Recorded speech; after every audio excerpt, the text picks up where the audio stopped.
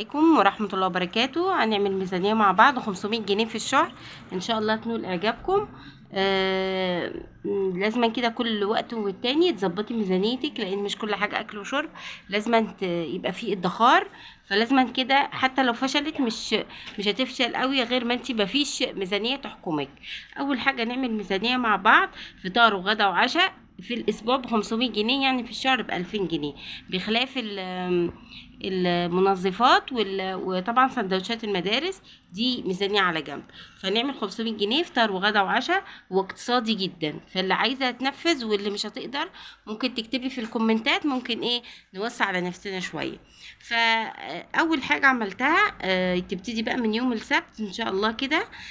حتى انا هجربها مع نفسي كده، اشوف ايه العملية، بس هي واقعية يعني. الفطار مثلا لو تبتدي تعملي نص كيلو فول من قبلها، تبدأي مثلا من يوم الجمعة، احنا هنبدأ ان شاء الله الميزانية دي من يوم السبت، يبقى تدمسي نص كيلو فول ومثلا وتجيبي عليه ربع فيلو ماتشوش الاتنين مثلا، قولي ب25. لكن انا معرفش الفول الماتشوش بكام، ممكن تقول له يشيل شويه ويحط بدلها فول ماتشوش، في ناس بتعمل كده قدامي، فاهمني؟ فممكن تمشيه على على 20 جنيه، او ممكن لما يزود شويه يقول له زود حبتين خليها ب25، هيديكي كميه كبيره جدا. ده الفطار هيبقى ب25 جنيه. هتدمسي ده من قبليه فول مدمس، طبعا ده لازما ولابد ان يبقى معاكي اللي هو بطاقة التموين، او اللي هو العيش التموين، خبز التموين. غير كده ده بقى ربنا معاه. تاني حاجة اللي هي الغدا. في يا جماعة السمك ب70 وكده، لا، في سمك بيجي تقومي الصبح، سمك حلو وسط كده، والله انا جايباه ب20، مش صغير بس بيتاكل حلو. في ناس يا جماعة ما احنا بنستسهل ب70، في ناس فعلا لقيتهم بيشتروه وبيخلص عند الست ب20 جنيه. ممكن انت تجيبي سمك 2 كيلو سمك الوسط ب40 جنيه، وتحطي عليهم الست قالت لي انا بسبك عليهم طماطم وبالعيش. يبقى مثلا هتجيبي 2 سمك، هتحمريهم وتظبطيهم خالص وتتبليهم حلو. هتجيبي بقى بصلايه وعليها طماطم، طبعا نص كيلو طماطم هتكفي. بعد ما تقليهم بتخدعي الطماطم، وتروحي حاطه عليها السمك. تمام كده يبقى 45 و25 هيبقى 70 جنيه بالظبط.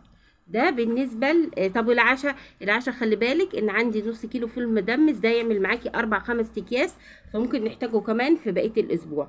فانا مثلا حاسبهولك في فطار وعشاء، في النص هتاكلي سمك. تمام.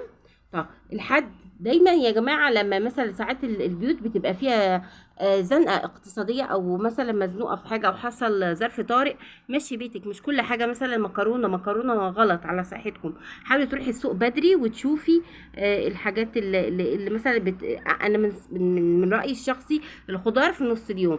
لكن مثلا هتجيبي سمك، هتجيبي أجنحة، هتجيبي، في ناس بتجيب الأجنحة حلوة جدا، وفي ناس بتجيب السمك الوسط ده حلو جدا برضو. او بيمشي لما ربنا بيرزقها بتجيب الاكتر.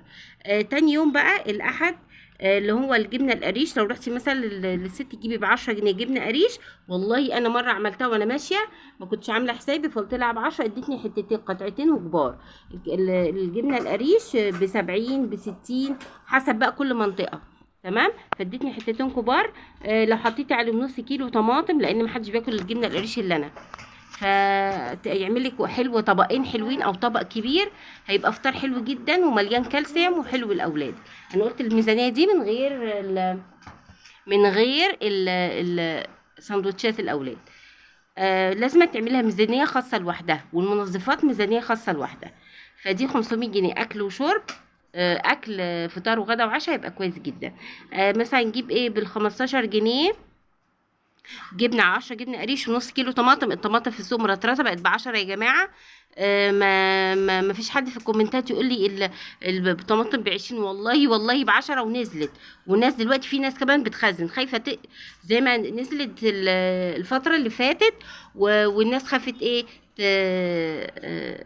يعني قالت تنقص شويه او تنزل شويه، فاستنت فغليت. فهي الصراحه ب10 دلوقتي، فحاولي تجيبي كام كيس هينفعوكي بعد كده. طيب ننتقل قلنا كده 15. طيب هنعمل تاني يوم هنعمل مثلا كوسه ورز عادي من غير حاجه، وعندك مخلل طبعا تكوني انت عامله مخلل، او مثلا تجيبي جنبه بتنجان. البتنجان مرطرط يا جماعه في السوق ب5 و3 ب10. انا لسه كنت عامله فيديو 3 ب10. كيلو رز كان ب25 جنيه، كيلو الرز كان ب25 وكمان اقل ب23 وب24. انا في كده يبقى معاكي جنيهات ممكن نحطها في الميزانيه التانية. نص كيلو طماطم ب5 ادي 30 جنيه، والكوسه ب5 جنيه في منتهى الجمال، ادي 25 و35 ادي 35. طب العشاء، لا اما تاخدي كيس فول من بتاع اليوم اللي فات اللي قبل كده لان معاكي 5 اكياس فول، لا اما خليهم هنحتاجهم بعدين. هتجيبي لو جبتي نص كيلو شعريه ب4 جنيه وحطيتي بقى ايه عليهم شويه سكر هتاكلوها تبقى جميله جدا. ماشي. نيجي بقى تاني يوم، ما اقولش لا ده زر، انت كده فلوسك هي اللي بتحكمك. ما تجيش واحده مثلا تقول لي لا شعريه انا مش عايزه، طب ما انت هتدفعي، عايزه تزودي ادفعي بقى. طب تاني حاجه يوم الاثنين برضو هنجيب مثلا كيس فول. كيس فول انت بقى تاخدي كيس فول من اللي هنا، يعني انا قلت بيديني 5 اكياس فول، تمام. هتاخدي كيس فول من هنا. طبعا العيش ده يوميا يتجاب. الغدا بقى تجيبي ربع لحمه مفرومه، اللحمه البرازيلي في منتهى الجمال يا جماعه. طبعا اللي معاها هتوسع على نفسها. ربع كيلو لحمه مفرومه ب50 جنيه. هتجيبي كيلو مكرونه قلم ب18 جنيه، تمام. تعملي حلة او صينية مكرونة بالبشاميل. كمان اللبن، ممكن اللبن دوت تبقى جايبة مثلا ايه، لو هتعمليه يبقى عندك شوربة في الفريزر. ممكن تجيبي كيس لبن واحد ادي ب17 جنيه. ممكن ده ايه على جنب كده هنحسبه بعدين. فايه 50 وقولي و18 يبقى 68. هتجيبي نص كيلو شعرية. استني ادي 50 وكده 18 68 ونص كيلو شعرية، او ممكن تجيبي نص كيلو قمح بليلة. يبقى اليوم ده عشان هتجيبي لحمة بس هنزوده. ادي كام ده 68. تجيبي نص كيلو قمح بليلة ادي 17 والنص ب10 يبقى 27 على 68 اللي فيه لحمه بس هو ربع كيلو بس هيزيد شويه يبقى 7 15 يبقى 95 جنيه على جنب. يعني انا عامله كل يوم 70 جنيه 70 جنيه. اليوم اللي فيه لحمه يبقى 95 جنيه بس، تمام. طب التلات هنجيب فطار. هتجيبي مثلا ايه لو عملتي انت نص كيلو قمح بليله هتاخدي منه كيس، خلي بالك تاخدي منه كيس حلو جدا. او كيسين حتى يعمل معاكي نص كيلو كذا كيس، 5 اكياس او 4 اكياس حسب افراد الاسره. هتاخدي كيس. هتجيبي كيلو اجنحه برضو ب50 جنيه. وهتجيبي نص كيلو رز ب10 جنيه. او مثلا ايه احنا عملنا هنا ب25 قلنا ب22 ناخد من دي حسبناه، فدي ايه هتبقى ب12 جنيه من ال25. هي مش ب25 الرز لا، او ب23 ممكن تاخدي منهم، او ب22 فتاخدي من ده على ده، تمام كده. ايه يوم التلات ادي فطار وغدا والعشاء بقى برضو لا تاخدي عندك قمح بليله لا عندك فول، تمام. الاربع يوم الاربع هو ده اللي هيمشي معاكي كده. حاولي تجربي وان شاء الله هتبقى كويسه معاكي. الاربع هتبقى فطار هتجيبي مثلا ب10 جنيه طعميه يبقى حلو كده، جنبه كوبايه شاي يبقى تحفه جدا يا جماعه. والله في ناس بتاكل لحمه وسمك وفراخ وتعبانه، وفي ناس سبحان الله بتلاقيهم ناس بسطه جدا، وربنا البركه اهم من اي حاجه. طب الغدا هتجيبي مثلا نص كيلو كبد وقوانص ب50 جنيه. ومع تعمليه كده بالبصل مع العيش. ادي كلتي اهو سمك ولحمه وفراخ وادي كبد وقوانص. شوفي بقى. طب العشاء في بطاطا يا جماعه ب5 جنيه ملو السوق. هتجيبي 2 كيلو هتشويهم وهم قاعدين ياكلوا بطاطا في منتهى الجمال، تمام.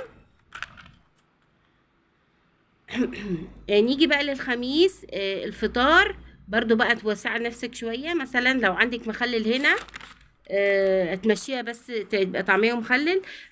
لو ما عندكيش مشيها المره دي بقى. نص كيلو طماطم ب5 جنيه ب10 جنيه الكيلو، و10 طعميه دي 15 جنيه.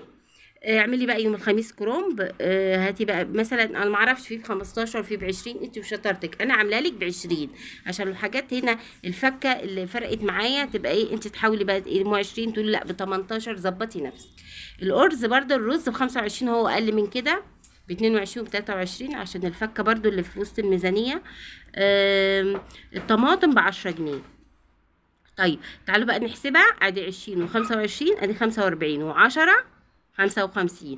55 وال15 ادي 10 وطعميه يبقى 70 جنيه. 70 جنيه، لا اما يتبقى معاكي بطاطا من امبارح مثلا، لا اما كيس فول لما عندك ايه قمح بليله. تمام. نيجي بقى اليوم الجمعه، هتجيبي مثلا ايه نص كيلو فول مدشوش وتدمسيه، لا اما مش قادره خلاص هتبقى 10 طعميه، وهاتي نص كيلو طماطم ادي 15 جنيه و5 فول. اداء يوم حلو كده، ويبقى فيه طماطم وطعميه، وتحطي مخلل. كتري الحاجه قدامهم كده، قطعي طماطم كتير وجنبك الفول والطعميه، حلو جدا. طب يبقى كام؟ ادي 10 و5 و5 ادي 20. ده الفطار. الغدا بقى الكشري. الكشري عباره عن اللي هو الكشري اسكندراني. اعملي كده يوم الجمعه، انت بقى بتغسلي وبتنضفي وبتعملي، اعملي كده كشري سريع اسكندراني. ربع العدس ب12، وكيلو الرز برده ب25، هيفرق معانا. يبقى كده 37. 37 و20 يبقى كام؟ 57. يبقى معانا 13 جنيه. لا اما بقى تجيبي 10 جبنه قريش وتعمليها حلو كده بزيت وزعتر وحلوه. لا اما تجيبي نص كيلو طماطم. تمام. يكون فرق الفكه هنا دي هتبقى بقى لنا 13 3 جنيه، وهنا ال10 يبقى اتبقى 2 جنيه هتلاقيهم مع الرز دول مع كده. يعني ايه، ظبطي نفسك كده وايه. تعالوا نحسب كده. هنا 70 وهنا 70 وهنا 70. تمام. ويوم الخميس 70 70. الوحيد بس اللي زياده عن ال70 هو اليوم اللي فيه لحمه مفرومه عشان تعملي مكرونه بالبشاميل. وحسبت اللبن اللي هو لبن بخيره 17، وكله كان 68 هنا، بس حسبت 17 ونص كيلو القمح البليله لو هتشتريه. لو عندك ماشي، فهنحسبها كده. لو مش موجود مثلا هتبقى 7 و68 و17 بس. لو عندك القمح هتبقى 85 زيادة 15 جنيه، اللي هي بقية الميزانية اللي هي 500 جنيه. هتبقى 7 في 7 49. هتبقى معاكي 10 جنيه، فانت تحطيها معاكي مثلا تزودي 10 جنيه عليها، يبقى تمام. يبقى ايه؟